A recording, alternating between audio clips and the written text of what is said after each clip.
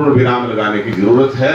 और आपका वोट ये तय करेगा, जब दल बदलुओं को हराएंगे तो भविष्य में कोई इस तरह की गद्दारी नहीं कर पाएगा।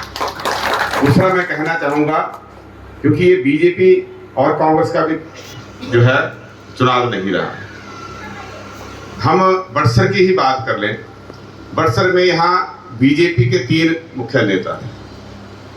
कार्यकर्ताओं को पहले ही दिक्कत हो जाती है कि एक के साथ चलेंगे, दूसरे के साथ चलेंगे, तीसरे के साथ चलें, अब चौथा जो है उनके ऊपर बैठा दिया। तो इससे बड़ी दयनीय स्थिति जो है कार्यकर्ताओं की और कुछ नहीं हो सकती। जिस आदमी की आपके साथ किसी तरीके से जो है वो मेल जोल नहीं था, उसको अपना लीडर बना देना, ये बात जो है किसी के गले नहीं उतरती। हम लोग भी काफी लंबे समय से राजनीति में 35 सालों से हो, हम लोगों ने भी कई तरह के उतार चढ़ाव देखे। इंद्रदत्त लखनपाल जी के तो अच्छे संबंध थे, मुख्यमंत्री जी के साथ भी हर तरह के काम इन्होंने इनके कहने पे किए। बड़सर में एक भी काम, यहाँ तक एक भी ट्रांसफर ऐसी नहीं होगी जो इंद्रदत्त लखनपाल की इच्छा के विरुद्ध हुई होगी, और एक भी ऐसा ट्रांसफर का डीओ नहीं होगा जिसको मुख्यमंत्री ने अप्रूव नहीं किया होगा। क्योंकि थोड़ा बहुत अगर डायरेक्टली किसी ने अप्रोच भी किया, उसका ये रुकवा देते थे, तो इनके कहने पे जो था वो पता नहीं मिलता। हमने भी इनको पूरा कोऑपरेट किया। यहाँ बस का मामला था, हमारे लोग चाहते थे, क्योंकि बीजेपी के टाइम वो बस जो थी वो बरठी से चलती थी, बरठी तक जाती थी। तो हमारे लोगों ने बोला जी उसको, जैसे ही कांग्रेस की सरकार आई वो बंद होगी। तो मैंने लखनपाल जी से बात की, उन्होंने बोला जी यहाँ पे हमारे लोगों ने एजुकेशन किया था तो वो नहीं चाहते। बोले नहीं चाहते कोई बात नहीं, हमने इसके ऊपर कोई दबाव नहीं बनाया, मतलब हम अपनी नई बस चला देंगे, है ना, और हम इलेक्शन के बाद जो है चलाएंगे। तो हमने उनकी बात को सुना, उनकी बात को तवज्जो दी। 1-2 ट्रांसफर्स को लेके हुआ, तो जहां जो चाहते थे मैंने भी उनको उनके साथ बड़े भाई की तरह जो है व्यवहार किया, उनकी बात को मान सम्मान दिया। मुख्यमंत्री तो देते ही थे, तो उनकी जैसे वो कहते कि मेरी बात नहीं सुनते थे, ये 100% झूठ है, इसमें कोई सच्चाई नहीं है। और ये बात अपनी जो गलती थी उसको छुपाने के इरादे से अब वो बोलना शुरू हुए। इससे पहले कभी नहीं बोलते थे, उसके बाद बोलना शुरू हुए। तो आज हमें इस बात को भी देखना है कि जो बीजेपी के लोग हैं उनसे भी मैं कहना चाहूंगा कि आप जो आपके नेता रहे हैं, जिन्होंने आपकी पार्टी के लिए काम किया है, उनको आप अपना नेता बनाइए।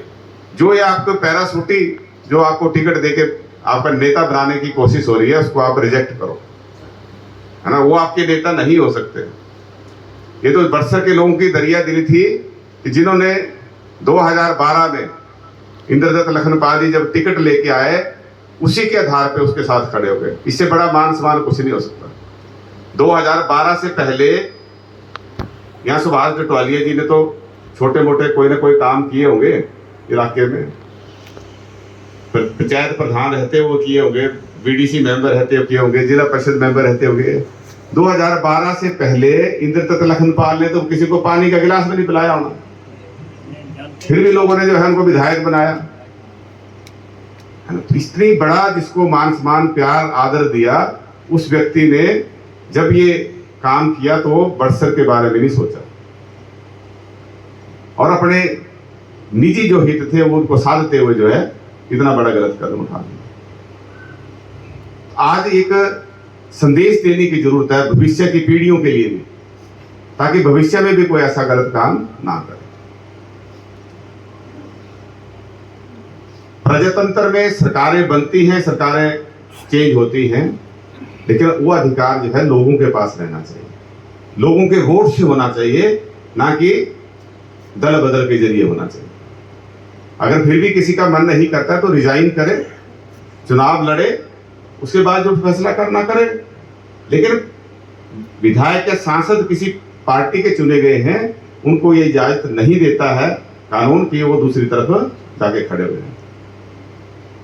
दूसरा, एक आपको ये भी तय करना है कि जब भी सरकार बनती थी इससे पहले कांग्रेस की, तो हमारे मुख्यमंत्री हमेशा या तो शिमला से रहे या सिरमौर से बने। पहली बार ऐसा हुआ कि हिमाचल में कांग्रेस की सरकार बनी और कांग्रेस के मुख्यमंत्री जो है सरकार के वो हमीरपुर से बने, हमारे इस क्षेत्र से बने। आप कल्पना करके देखिए कि जब वीरभद्र सिंह जी इस प्रदेश के मुख्यमंत्री थे, अगर जो काम इंद्रदत्त लखनपाल और राजेंद्र राणा ने किया, आशीष शर्मा ने किया, अगर यही काम शिमला के विधायक करते तो शिमला की जनता उनको घर में नहीं घुसने देती। चुनाव लड़ना तो बड़ी दूर की बात है। वो जज्बा उन लोगों के अंदर है, तभी इतने साल तक जो है उन्होंने सत्ता का संचालन किया। हमारे लोग यहाँ कई बार जो है, अब धूमल साहब थे, मुख्यमंत्री रहे, उनका कार्यकाल भी अच्छा रहा। मतलब मैं जब पहली बार विधायक बना, मैंने तो जब वो हमीरपुर आ रहे थे तो घुमारवी बाजार में उनका फूलों का गुलदस्ता देकर वहां पे स्वागत किया। और मैं आपसे कहना चाहूंगा कि मैं बतौर कांग्रेस का विधायक रहते, जब पहली बार विधायक बना था, जब भी मैं उनके पास जनता का कोई काम लेके गया, कभी ऐसा नहीं हुआ कि उन्होंने नहीं किया। एक बार की मैं बात बताऊं, एक मेरे दोस्त हैं, मेरे साथ पढ़ते थे, उसमें एक्शन थे, तो किसी मंत्री ने उनकी बदली कर दी, बीजेपी के मंत्री ने। तो मैंने धूमल साहब के पास उनको लेके गया और रात का डिनर था पीटर हॉल में। मेरा सर ऐसे से ये गलत हुआ, तो जहां ये भेजना चाहते हैं वहां की बजाय इनको डिजाइन में रख दो, ये हेड ऑफिस में सर्व करने को तैयार है। तो मेरे को बोले अपना डीओ दे देना कल सुबह ना ऑफिस में। तो मैं सवेरे डीओ बना के चला गया, पर मैं अपोजिशन का विधायक हूं, मेरा डीओ थोड़ी चलना। बोला आपको काम चाहिए ना, आप डीओ दो। और मैं सच्ची बात कहूं, मैंने डीओ दिया, उन्होंने लिखा put up on departmental file. बोला ये तो टालने वाले काम कर रहे हैं आप। बोले बेटा टालने वाला नहीं कर रहा हूं, 2 दिन में आपको इसका रिजल्ट देखने को मिलेगा। तो जिस मंत्री ने ऑर्डर किए थे उसी के थ्रू वो फाइल गई, उसी के थ्रू वापस आई, उसी पे अप्रूवल हुई और उसी मंत्री के जरिए वो इंप्लीमेंट हुई। वो है मुख्यमंत्री की पावर, और उन्होंने करके दी, है ना। तो मैं तो विपक्ष का विधायक था। डेवलपमेंट के काम भी, हमारी सब्जी मंडी का काम था, आईटीआई खोलने की बात थी, मैंने उस प्रस्ताव को रखा, उन्होंने प्रस्ताव को स्वीकार किया। मुख्यमंत्री, क्योंकि हम भी उनके ऊपर राइट समझते थे, लेकिन एक उनका ही चेला आगे आ गया जिसकी पहचान जो थी उनकी वजह से थी, उनको कोई नहीं जानता था। नहीं तो है ना, कुछ दरियां बांटी, कुछ थालियां बांटी, कुछ गिलास बांटे और लोगों को बोला भाई दो गेड़ा, और लोगों ने गेड़ा दे दिया। लेकिन हासिल क्या किया? आज अगर हम उस घटना की अवलोकन करें कि अब तो धूमल साहब मुख्यमंत्री के दावेदार नहीं है, लेकिन अगर आज उसका अवलोकन करें कि हमीरपुर को क्या फायदा हुआ उसका, या सुजानपुर को क्या फायदा हुआ, एक कोई काम बता दो जो हमीरपुर जिले के लिए, कोई एक योगदान बता दो जो राजेंद्र राणा के द्वारा हुआ। जब भी वो कभी भाषण देते थे, जब कांग्रेस में थे या मीडिया से रूबरू होते, तो एक उपलब्धि बताते थे कि मैंने धूमल साहब को हराया। ये किसी विधायक की, सांसद की उपलब्धि नहीं हो सकती। वो ठीक है, हराया, वो एक इलेक्टोरल पॉलिटिक्स का हिस्सा है, लेकिन लोगों के लिए क्या किया? क्या दरियां बांटना, गिलास बांटना यही मुख्य विधायक का काम है? आज जो नया ट्रेंड राजनीति में शुरू हो गया है, ये 2-3 करोड़ रुपए बांट दो और 50-100 करोड़ का इंतजाम कर लो, इस राजनीति के ऊपर अंकुश लगाने की जरूरत है। राजनीति साफ सुथरी रहेगी तभी समाज का भला होगा, नहीं तो जो है वो दलाल अगर सत्तासीन हो जाएंगे तो किसी का भला नहीं होने वाला है। तो आज हम ये भी आपसे आग्रह करना चाहते हैं कि साफ सुथरे लोगों को आप आगे लाओ। आप उन लोगों को जानते हैं, ऐसा नहीं घर गांव के हैं, सुभाष डटवालिया को दूर के नहीं है। इसलिए हम आपसे निवेदन करते हैं कि अपने मुख्यमंत्री का साथ दो। 6 विधायक गद्दारी कर सकते हैं, लेकिन जो उनको चुनने वाले लाखों लोग थे, क्योंकि एक विधानसभा क्षेत्र में जो है वो 80-90 हजार वोट हैं, तो उनको चुनने वाले लाखों लोग जो हैं वो गलत फैसला नहीं ले सकते, वो सही फैसला लेंगे। और हमें पूर्ण उम्मीद है 4 जून को जब रिजल्ट निकलेगा उस दिन हम 34 से 40 होंगे, पहले भी 40 थे और उस दिन भी 40 होंगे, क्योंकि हिमाचल की जनता ने बोर्ड बनाया हुआ है। आज हम चाहे कहीं से भी हमारे पास खबर आती है, चाहे लाहौल स्पीति की आती है, धर्मशाला की आती है, सब लोगों से यही मिलते हैं कि ये तो गए, क्योंकि इनको बीजेपी का कार्यकर्ता भी मंजूर नहीं कर रहा है, इनको आम जनमानस भी जो है वो सही नहीं ठहरा रहा है, इनका कोई भी एक्शन जो है ठीक नहीं है। और दूसरा मैं आपसे कहना चाहूंगा कि मुख्यमंत्री के तौर पे सुक्खू जी को अभी 1.5 साल का समय हुआ, और उसमें से ठीक कहा गुरु जी ने, कुछ आपदा में चला गया, कुछ बीमारी में चला गया, लेकिन इस 1.5 साल में चाहे ओपीएस की बात है, चाहे महिलाओं को सम्मान निधि योजना की देने की बात है, चाहे अनाथ बच्चों के लिए योजना बनाने की बात है, विधवा बहनों के बच्चों को मुफ्त पढ़ाई की योजना बनाने की बात है, चाहे 70 साल से ज़्यादा उम्र के बुजुर्गों को मुफ्त इलाज की बात है, स्वरोजगार के लिए हमने इलेक्ट्रिक टैक्सी और जो सोलर पावर प्रोजेक्ट की उसकी बात है, 20,000 से ज़्यादा नौकरियों की भरने की प्रक्रिया शुरू कर रखी है। तो बहुत अच्छे काम करने का प्रयास किया है, आपदा के समय में बहुत अच्छा राहत पैकेज जो है वो देने का प्रयास किया है। कोई भी सरकार ये नहीं बोल सकते कि 100% काम हो जाएंगे, लेकिन कौन बेहतर काम करता है उसकी तो व्यवस्था की है। हमने जो भ्रष्टाचार के माध्यम से सरकार का पैसा लूटा जाता था उसके ऊपर अंकुश लगाया, और 1 साल में ये सरकारी आंकड़े 2200 करोड़ रुपए सरकार के खाते में अतिरिक्त राजस्व प्राप्त हुआ, 2200 करोड़ रुपए, तो सरकार की नीतियों की वजह से हुआ।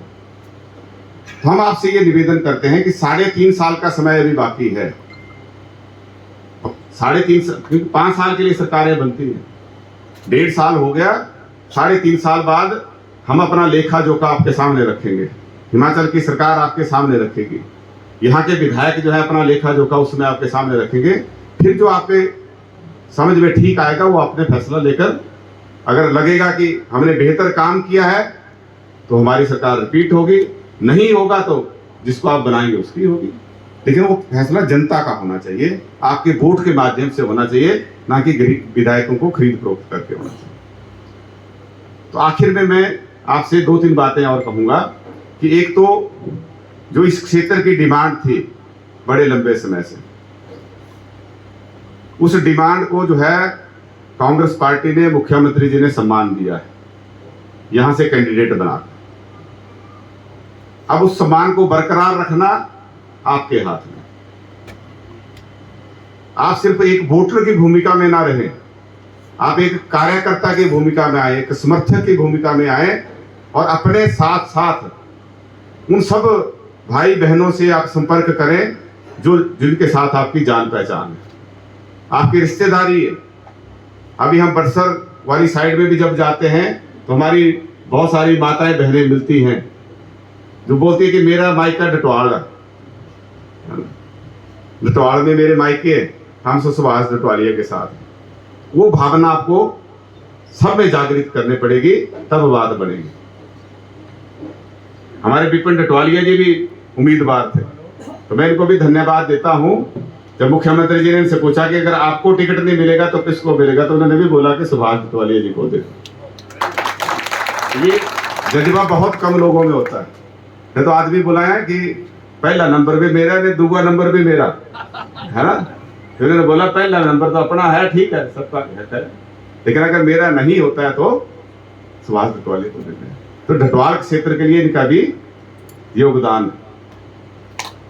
तो मैं आपसे यही आग्रह करूंगा दोबारा कि जो आपको ये मान सम्मान इस क्षेत्र को मिला है, इसको बरकरार रखने के लिए, इसको जीत में बदलने के लिए जो है आपके ये जो आने वाला समय है 5-7 दिन का, इसमें थोड़ा सा सक्रिय होकर आपको अपनी भूमिका निभानी पड़ेगी। और इस क्षेत्र से जो वोटिंग है, कोई भी ऐसा वोट जो है वो घर पे ना रहे जिसने सुभाष चंद्र डटवालिया को वोट देना है, उसके लिए आपको प्रयत्न करने पड़ेंगे। जितने ज्यादा वोट पड़ेंगे उतना ज्यादा फायदा होगा। तो इसके लिए भी आपको जो है थोड़े से एक्स्ट्रा प्रयत्न करने पड़ेंगे। और जब तक आखिरी वोट नहीं पड़ जाता क्योंकि पोस्टल बैलेट के भी वोट हैं, अभी कर्मचारियों के भी वोट होंगे, कुछ उनसे भी आपने संपर्क करना। हर एक वोट, एक एक वोट के लिए जो है प्रयत्न करें। ये नहीं सोचना कि हम जीत रहे हैं। हमारी हालत बहुत अच्छी है, माहौल अच्छा है और हम अच्छे मार्जिन से जीतने की स्थिति में हैं। लेकिन जब तक एक एक वोट पे हम फोकस नहीं करेंगे, हमने उस हर एक वोट को अपने पक्ष में लाने के लिए प्रयास करना चाहिए, ये सोच के कि इसी वोट से जो है हार जीत का फैसला होना चाहिए। हार जीत एक ही वोट से होती है। उस हर वोट को जो अपने पक्ष में करने के लिए आपके सहयोग की जरूरत है।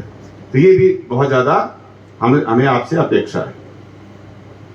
हर आदमी के पास सुभाष चंद्र डोटालिया जी पहुंचेंगे, उसके पास आपको पहुंचना पड़ेगा। हर बात जो है सुभाष डोटालिया के सामने कोई नहीं बोलेगा। हम भी जब किसी के पास जाते हैं और ये पता लग जाएगा कि ये मंत्री है तो बोले जी हाँ तो वहां का नहीं है ना, लेकिन आपके साथ वो अपनी बात दिल की भी रख सकते हैं। तो अगर थोड़ा बहुत जो है किंतु परंतु हो तो उसको आप ज्यादा बेहतर करके ठीक कर सकते हैं। तो ये भी आपसे हमने निवेदन करना है। बाकी 28 तारीख को प्रियंका गांधी जी का यहाँ पे रोड शो होगा बड़सर में, बाजार में, आधे घंटे का। उसके लिए आपने समय निकालना जो आ सके, क्योंकि उससे माहौल और बेहतर बनाने में हमें मदद मिलेगी। तो मैं आखिर में आप सबका ज़्यादा समय ना लेता हुआ धन्यवाद करता हूं और आपको भरोसा दिलाते हैं कि मुख्यमंत्री जी ने पहले कहा, मुख्यमंत्री जी की तरफ से मैं भी भरोसा दिलाता हूं। बड़सर में वो 3 बार दौरा कर चुके हैं 1 साल के अंदर। बीजड़ी में जब जनसभा हुई, जो भी मांग रखी गई उस सारी मांग को माना गया। इसकी तुलना भाजपा सरकार के समय में करें, जयराम ठाकुर जी सिर्फ 1 बार बतौर मुख्यमंत्री बड़सर आए और वो भी इलेक्शन को जब सिर्फ 3 महीने बचे थे। अब उनके मन में धूमल फोबिया था या क्या था भगवान जाने, लेकिन ना तो 5 साल में कोई मंत्री बना हमीरपुर से, ना वो बड़सर में कभी यहाँ पे आए। और दूसरी तरफ 3 बार जो है 1 साल में आ चुके हैं।